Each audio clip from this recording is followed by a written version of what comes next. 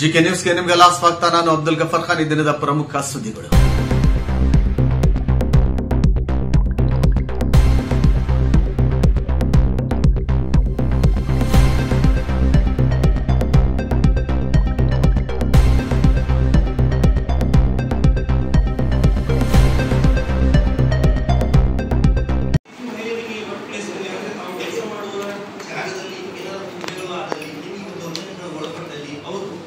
ಸಂಬಂಧಿಸಿದ ಪ್ರಾಧಿಕಾರಕ್ಕೆ 3 ತಿಂಗಳ ಒಳಗಾಗಿ ಒಂದು ಅರ್ಜಿ ಕಂಪ್ಲೇಂಟ್ ಕೊಡಬಹುದು. ಆ ಕಂಪ್ಲೇಂಟ್ ವಿಚಾರಣೆ ನಡೆದು ಆಗಿರುವಂತಹ ಘಟನೆ ನಿಜ ಅಂತ ಕಂಡು ಬಂದಲ್ಲಿ ಅವರ ವಿರುದ್ಧ ನೀವು ತೊಂದರೆ ಕೊಟ್ಟರ ವಿರುದ್ಧ 10,000 ರೂಪಾಯಿವರೆಗೆ ದಂಡ ವಿಧಿಸೋದು ಸಹ ಆ ಕಾನೂನಿನಲ್ಲಿ ಅವಕಾಶ ಇರುತ್ತೆ. ಅದೇ ರೀತಿ ವಿವಿಧವಾದ ಕಾನೂನುಗಳು ಮಹಿಳೆಯರ ಹಕ್ಕುಗಳ ರಕ್ಷಣೆಗಾಗಿ ರೂಪಿಸಿದ್ದು ಇರುತ್ತದೆ. ಡೌರಿ ಪ್ರೊಹಿಬಿಷನ್ ಆಕ್ಟ್ ಅಂತ ಇದೆ, ವಿವಿಧ ಕಾನೂನುಗಳು ಇದೆ. ಆ ಬಗ್ಗೆ ಇವತ್ತು ತಮಗಿರುವಂತಹ ವಿವಿಧ ಕಾನೂನುಗಳ ಬಗ್ಗೆ, ಅದರಲ್ಲಿರುವಂತಹ ತಮಗಿರುವಂತಹ ರಕ್ಷಣೆ ಸಿಗುವ ಸೌಲಭ್ಯಗಳ ಕುರಿತು ಸವಿಸ್ತಾರವಾಗಿ ಹೇಳಲು ನಮ್ಮ ವಕೀಲರು ಈ ದಿನ ಇಲ್ಲಿ ಬಂದಿದ್ದಾರೆ. ಇವತ್ತಿನ ಕಾರ್ಯಕ್ರಮ ನಡೆಸಿಕೊಡ್ತಾರೆ. ಆ ಬಗ್ಗೆ ಸವಿಸ್ತಾರವಾದ ಅದ್ರ ಬಗ್ಗೆ ವಿವರಣವಾಗಿ ಹೇಳಿಕೊಡ್ತಾರೆ. ಅದನ್ನು ತಾವು ಈ ದಿನ ಹಾಜರಿದ್ದು ಅದನ್ನು ತಿಳಿದುಕೊಂಡು ಈ ಕಾರ್ಯಕ್ರಮವನ್ನು ಯಶಸ್ವಿಗೊಳಿಸಿಕೊಡ್ಬೇಕು ಅಂತ ತಮ್ಮಲ್ಲಿ ಕೇಳಿಕೊಳ್ಳುತ್ತಾ ಈ ಅವಕಾಶದಲ್ಲಿ ನಾನು ಮಾತಾಡಲು ಅವಕಾಶ ಕೊಟ್ಟಿದ್ದಕ್ಕಾಗಿ ತಮ್ಮೆಲ್ಲರಿಗೂ ಒಂದು 29 ಇದೆ. ಅದ್ರ ಜೊತೆಗೆ ಈಗ ಹೊಸದಾಗಿ ಒನ್ ನೇಷನ್ ಒನ್ ಎಲೆಕ್ಷನ್ ಅಂತ ಒಂದು ಡಿಬೇಟ್ ನಡೀತಾ ಇದೆ. ಅದು ಸಹ ಜಾರಿಗೆ ಬರ್ಬೋದು. ಈ ಮಹಿಳೆಯರ ಗೌರವದ ಬಗ್ಗೆ ನಾವು ಇಷ್ಟೊತ್ತನ ಮಾತಾಡಿದ್ವಿ. ಆದ್ರೆ ಈಗ ಒಂದು 4 ದಿನದಿಂದ ನಮ್ಮ ಕರ್ನಾಟಕದ ವಿಧಾನಸಭೆ ಬೆಳಗಾಂ ಅಧಿವೇಶನದಲ್ಲಿ ಒಂದು ಘಟನೆ ಆಯಿತು. ಆ ಘಟನೆ ನಾನು ಇಲ್ಲಿ ಹೇಳಕ್ ಇಷ್ಟಪಡಲ್ಲ. ಒಬ್ಬ ಗೌರವಾನ್ವಿತ ವ್ಯಕ್ತಿ ಮತ್ತೊಬ್ಬ ಮಹಿಳೆಗೆ ಮಿನಿಸ್ಟರ್ ಅವರಿಗೆ ಒಂದು ಅವಾಚ್ಯ ಶಬ್ದಗಳನ್ನು ಉಪಯೋಗಿಸಿದ್ರು ಅಂತ ಒಂದು ಆರೋಪ, ಅದು ಡಿಸ್ಕಷನ್ ನಡೀತಾ ಇದೆ. ಅದೇ ರೀತಿಯಾಗಿ ಸಂಸತ್ ಮುಂಭಾಗದಲ್ಲಿ ನಾಗಾಲ್ಯಾಂಡಿನ ಕೊನಾರ್ಕ್ ಅಂತ ಒಂದು ಎಂಪಿ ಆಗಿ, ಈಸ್ ಫ್ರಮ್ ನಾಗಾಲ್ಯಾಂಡ್, ಆ ಎಂಪಿಗೆ ಸತಿ ತಳ್ಳಿದ್ರು ಅಂತ ಹೇಳಿ ಅಲ್ಲಿ ವಿರೋಧ ಪಕ್ಷದ ನಾಯಕರ ಮೇಲೆ ಸಹ ಒಂದು FIR ಆಗಿದೆ. ಡಿಸ್ಕಷನ್ ಇದೆ, ಅದು ಆರೋಪ. ಆ ಜೊತೆಗೆ ಅಲ್ಲಿ ಏನಾಯ್ತಂದ್ರ ತಳ್ಳಿದ್ರು, ನನ್ ಮುಂದೆ ಬಂದು ನಿಂತ್ಕೊಂಡ್ರು, ಅನಾವಶ್ಯಕವಾಗಿ ಮಾತಾಡಿದ್ರು. ಅದರಿಂದ ನನಗೆ ಮುಂದಿಗೆ ತೊಂದರೆ ಆಯ್ತು, ನನ್ನ ಮರ್ಯಾದೆಗೆ ಧಕ್ಕೆ ಆಯ್ತು ಅಂತ ಒಂದು ಆರೋಪ. ಅದನ್ನ ಆಕ್ಚುಲಿ ಇಂಥ ಸಭೆಯಲ್ಲಿ ನಾವು ಹೇಳಬಾರ್ದು. ಆದ್ರೂ ಸಹ ಈ ದಿನದ ಮಹಿಳೆಯರ ಬಗ್ಗೆ ಇರೋದ್ರಿಂದ ಅದನ್ನು ಸ್ವಲ್ಪ ಹೇಳ್ಬೇಕಾಗುತ್ತೆ. ನಾವು ಒಂದು ಸ್ಥಾನಕ್ಕೆ ಹೋದಾರು ತಾಯಂದ್ರ ಬಗ್ಗೆ ಯಾವ ರೀತಿಯ ಗೌರವ ಕೊಡ್ತೀವಿ ಅನ್ನೋದು ಸಹ ಇಲ್ಲಿ ಮುಖ್ಯ ಆಗುತ್ತೆ. ಆ ಮನಸ್ಥಿತಿಗಳು ಎಲ್ಲಾ ನಮ್ಮ ದೇಶದ ಎಲ್ಲಾ ನಾಗರಿಕರಿಗೆ ಬರಲಿ. ಅದೇ ರೀತಿಯಾಗಿ ತಾಯಂದ್ರಿಗೆ ಗೌರವ ಕೊಡುವಂತ ಸಮಾಜ, ನವ ಸಮಾಜ ನಮ್ಮಲ್ಲಿ ನಿರ್ಮಾಣ ಆಗ್ಲಿ ಅಂತ ಹೇಳ್ತಾ, ಈ ದಿನ ನನಗೆ ಸಮಯ ಇಲ್ಲ, ಬಹಳ ಇತ್ತು ಮಾತಾಡ್ಬೇಕಂತ ಬಹಳ ತಗೊಂಡ್ಬಂದಿದ್ವಿ. ಸಮಯದ ಅಭಾವದಿಂದ ಮುಂದಿನ ಬಾರಿ ನೋಡೋಣ. ಅಪರಾಧ, ನೀವು ಕಂಪ್ಲೇಂಟ್ ಮಾಡಲೇಬೇಕು. ಎದುರುಗಿಡ ಡೊಮೆಸ್ಟಿಕ್ ವೈಲೆನ್ಸ್ ಆಕ್ಟ್ ಪ್ರಕಾರ ನಿಮ್ಮ ಗಂಡನಿಗೆ ವಾರ್ನಿಂಗ್ ಕೊಡ್ತಾರೆ. ಪ್ರೊಟೆಕ್ಷನ್ ಆಫೀಸರ್ ಕೂಡ ನೇಮಕ ಮಾಡ್ತಾರೆ. ಅವರು ಅವನ ನೆಗಡಿ ಬಗ್ಗೆ ಗಮನ ಕೊಡ್ತಾರೆ. ಇದರಲ್ಲಿ ಕೌನ್ಸಿಲಿಂಗ್, ಎಮರ್ಜೆನ್ಸಿಯಲ್ಲಿ ಶೆಲ್ಟರ್ ಹೋಮ್ ಮತ್ತು ಮೆಡಿಕಲ್ ಸೌಲಭ್ಯವೂ ಇದೆ. ಮತ್ತು ಪರಿಸ್ಥಿತಿ ಸುಧಾರಿಸಿದ್ರೆ ಗೃಹ ಕೃತ್ಯದ ಅಧಿಕ್ರಮ 2015ರ ಅಂತರ್ಗತದಿಂದ ಸಮೀಪದ ಪೊಲೀಸ್ ಸ್ಟೇಷನ್ಗೆ ಕಂಪ್ಲೇಂಟ್ ಕೊಡಿ. ಒಂದ್ ವೇಳೆ ವಿಚಾರಣೆ ಮಾಡ್ತಿದ್ರೆ ರಾಷ್ಟ್ರೀಯ ಮಹಿಳಾ ಆಯೋಗದ ಸಹಾಯ ಪಡೆಯಿರಿ. ಮನೆಯೊಳಗೆ ನಡೆಯುವ ಹಿಂಸಾಚಾರವನ್ನ ಮುಚ್ಚಬೇಡಿ, ಅದರ ವಿರುದ್ಧ ಹೋರಾಡಿ. ಆ ಕಂಪ್ಲೇಂಟ್ ಎಷ್ಟು ಮುಖ್ಯ ಆಗಿರುತ್ತೆ, ಆ ಒಂದು ಘಟನೆ ನಡೆದಿರ್ತಕ್ಕಂಥ ವ್ಯಕ್ತಿಗೆ ಅದು ನಿಮ್ಗೆ ಎಷ್ಟು ಆಶಾದಾಯಕ ಆಗಿರುತ್ತೆ ಅನ್ನೋದು ಅದ್ರ ಮೂಲಕ ಹೇಳ್ಬೋದು. ನಿಮ್ಮ ಹೆಸರು ಯಾವುದೇ ರೀತಿಯಾದಂತ ಬಹಿರಂಗಪಡಿಸೋದಿಲ್ಲ, ನಿಮ್ಮ ಊರನ್ನು ಬಹಿರಂಗಪಡಿಸೋದಿಲ್ಲ, ಅಥವಾ ಕುಟುಂಬ ಕೂಡ ಹೊರಗೆ ಬರಂಗಿಲ್ಲ. ಅದು ಒಂದು ನೀವು ಜಾಗೃತರಾಗಿ ಅದ್ರ ಬಗ್ಗೆ ನೀವು ಗಮನ ಇಟ್ಟರೆ ನಿಮ್ಗೆ ಧೈರ್ಯ ಬರುತ್ತೆ. ಸೊ ನನ್ನ ಹೆಸರು ಬರಲ್ಲ ಅಂದ್ರೆ ನೀವು ಮುಂದೆ ಹೋಗ್ಬೋದು ಅನ್ನೋ ಧೈರ್ಯವಾಗಿ ಬರುತ್ತೆ. ಸೊ ದಯವಿಟ್ಟು ಅದನ್ನ ತಲೆಗಿಟ್ಕೊಂಡು ನೀವು ಮುಂದೆ ಈ ಒಂದು ಆಕ್ಟ್ಗಳ ಒಂದು ಇದೇ ಕಾರಣಕ್ಕಾಗಿ ಮೋದಿಜಿಯವರು ಇವನ್ನ ಕೆಲವೊಂದಿಷ್ಟು ಬದಲಾವಣೆ ಮಾಡಿರೋದು. ಯಾಕಂದ್ರೆ ತಂತ್ರಜ್ಞಾನ ಅವಾಗ ಅಷ್ಟು ಬೆಳೆದಿರಲಿಲ್ಲ, ಇವಾಗ ಬೆಳೆದಿದೆ. ಈಗ ಬೆಳೆದಿದೆ ಅಂದ್ಮೇಲೆ ಸೊ ಮೋದಿ ಅಂತ ನಾನು ಪರ್ಟಿಕ್ಯುಲರ್ ಆಗಿ ಹೇಳ್ಬಾರ್ದಿಲ್ಲ, ಬಟ್ ಈಗ ಒಂದು ಸರ್ಕಾರ ಮಾಡಿದೆ ಅಂದ್ರೆ ಆ ಸದುಪಯೋಗ ನಾವು ಈಗ ಪ್ರಚಲಿತದಲ್ಲಿ ಇದು ತೀರಾ ಅವಶ್ಯಕತೆ ಆಗಿರೋದ್ರಿಂದ ಇದನ್ನ ಬಳಕೆ ಮಾಡ್ಕೊಳ್ಳಿ. ನಾವು ಕೋರ್ಟ್ ಕಚೇರಿ ಅಡ್ಡಾಡಬೇಕಾಗುತ್ತೆ. ನಾವು ಒಂದು ಸ್ಲೋಗನ್ ಏನಿದೆ ಅದನ್ನ ದಯವಿಟ್ಟು ನಿಮ್ ತಲೆಯಿಂದ ತೆಗೆದು ಹಾಕ್ತೀವಿ. ಯಾರು ಕರೆಯಲ್ಲ, ಏನು ಮಾಡಲ್ಲ. ಇದು ಗುಪ್ತವಾಗಿ, ಗೌಪ್ಯವಾಗಿ, ಅತ್ಯಂತ ಮರ್ಯಾದಯುತವಾಗಿ ಇದು ಒಂದು ವಿಚಾರಗಳು ನಡೆಯುತ್ತೆ. ತಪ್ಪಿತಸ್ಥರಿಗೆ ಶಿಕ್ಷೆ ಆಗುತ್ತೆ. ನಮ್ಮ ಉದ್ದೇಶನ ಅಷ್ಟೇ ಅಲ್ವಾ.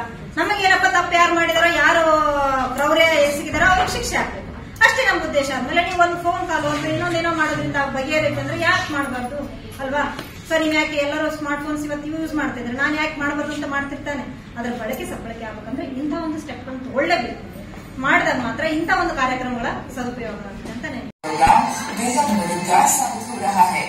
इसके तहत पंचायती राज संस्थान, शहरी स्थानीय निकायों, राजनीतिक दलों की महिला प्रतिनिधियों और महिला विधायकों के लिए प्रशिक्षण कार्यक्रम चलाए जा रहे हैं. ತಾಲೂಕು ಕಾನೂನು ಸೇವೆಗಳ ಸಮಿತಿ ಹಗರಿಬೊಮ್ಮನಹಳ್ಳಿ, ವಕೀಲರ ಸಂಘ, ಮಹಿಳಾ ಮತ್ತು ಮಕ್ಕಳ ಕಲ್ಯಾಣ ಇಲಾಖೆ ಹಗರಿಬೊಮ್ಮನಹಳ್ಳಿ ಹಾಗೂ ತಾಲೂಕು ಪಂಚಾಯಿತಿ ಹಗರಿಬೊಮ್ಮನಹಳ್ಳಿ ಇವರ ಸಂಯುಕ್ತ ಆಶ್ರಯದಲ್ಲಿ ನಡೆಯುತ್ತಿರುವ ವಿಧಾನ್ ಸೇ ಸಮಾಧಾನ ಅಭಿಯಾನದ ಅಂಗವಾಗಿ ಮಹಿಳೆಯರಿಗಾಗಿ ಒಂದು ದಿನದ ಕಾರ್ಯಾಗಾರವನ್ನ ನಮ್ಮ ಕಾನೂನು ಸೇವಾ ಪ್ರಾಧಿಕಾರ ಹಮ್ಮಿಕೊಂಡಿದೆ. ಇಂದಿನ 2ನೇ ಸೆಷನ್ ನಲ್ಲಿ ನನಗೆ ಬಂದಿರುವಂತಹ ವಿಷಯ ಮಾನವರ ಕಳ್ಳ ಸಾಕಾಣಿಕೆ, ಬಿಎನ್ಎಸ್ ಮತ್ತು ಡಿವಿ ಆಕ್ಟ್ ಅಡಿಯಲ್ಲಿ ಕ್ರೌರ್ಯ ಮತ್ತು ವರದಕ್ಷಿಣೆ ಕಿರುಕುಳ, ಮಹಿಳೆಯರ ಕುಂದುಕೊರತೆಗಳನ್ನು ನಿವಾರಿಸುವಲ್ಲಿ ರಾಷ್ಟ್ರೀಯ ಮಹಿಳಾ ಆಯೋಗ ಮತ್ತು ರಾಷ್ಟ್ರೀಯ ಕಾನೂನು ಸೇವಾ ಪ್ರಾಧಿಕಾರಗಳ ಪಾತ್ರ.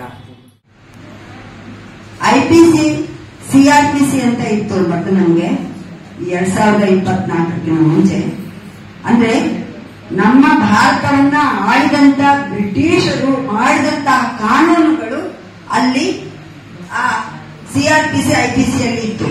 ಅದರಲ್ಲಿ ಕೆಲವೊಂದು ಬದಲಾವಣೆಗಳನ್ನು ಇಂದಿನ ಸರ್ಕಾರ ಕೈಗೊಂಡು ಭಾರತೀಯ ನ್ಯಾಯ ಸಂಹಿತೆ ಮತ್ತು ಭಾರತೀಯ ನಾಗರಿಕ ನ್ಯಾಯ ಸಂಹಿತೆ ಅಂತ 2 ವಿಷಯಗಳನ್ನ ಬದಲಾವಣೆ ಮಾಡಿ ಸಿಆರ್ಪಿಸಿ ಮತ್ತು ಐಪಿಸಿಗಳನ್ನ ಬದಲಾವಣೆ ಮಾಡಿದೆ.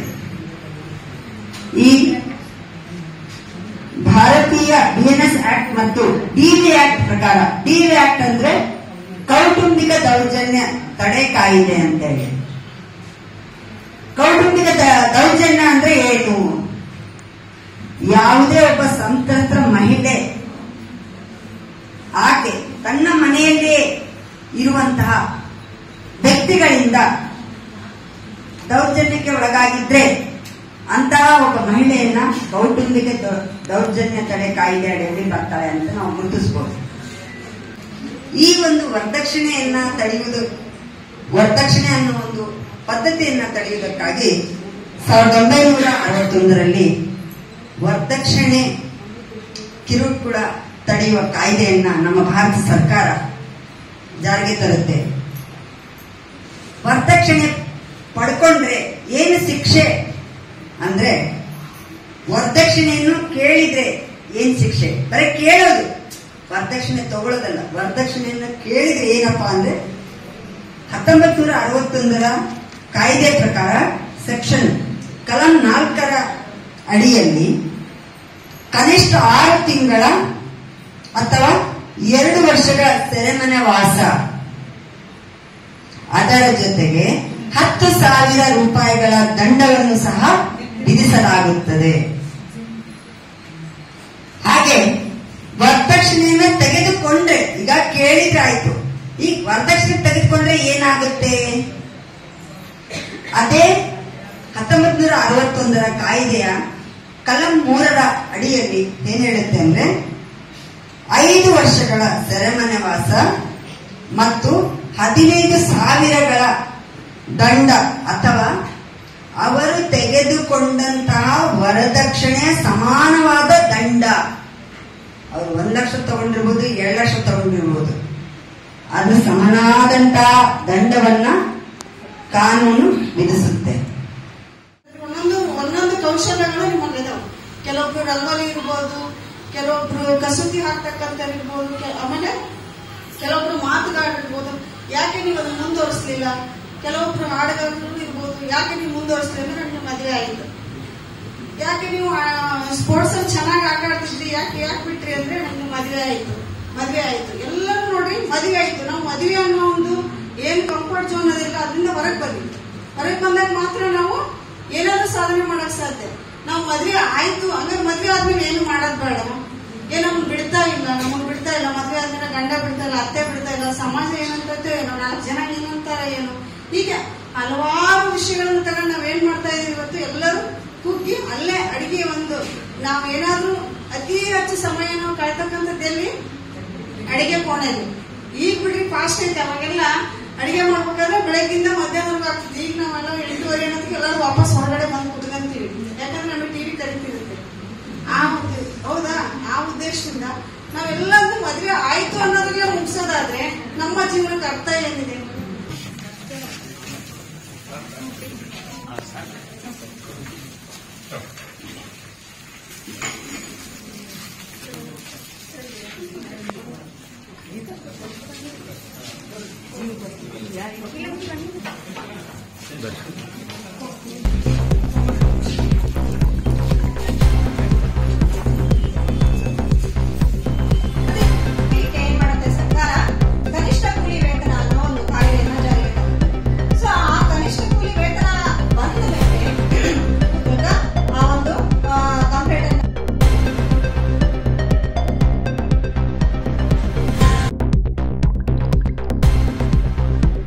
ಬೇಗ ಬಿಟ್ಬಿಡ್ತೀನಿ